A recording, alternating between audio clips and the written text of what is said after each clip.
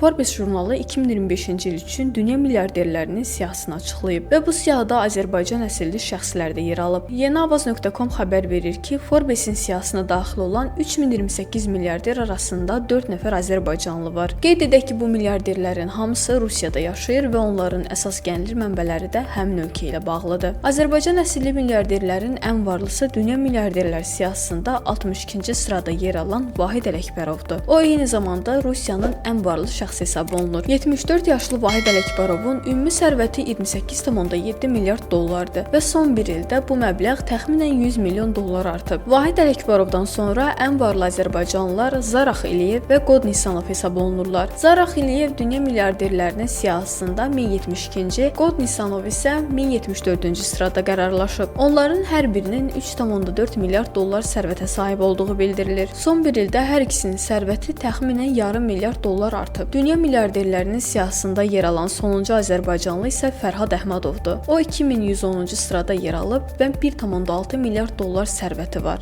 Son bir ildə onun sərvətində heç bir dəyişiklik olmayıb. Qeyd edək ki, 4 il əvvəl 2021-ci ildə dünya milyarderləri siyahısında 5 azərbaycanlı olub. 2021-ci ildə Araz Ağalarov 1,2 milyard dollarlıq sərvəti ilə Forbesin siyahısında yer alıb. Lakin son 4 ildir ki, Araz Ağalarov milyarderlər siyahısına daxil ola bilmir.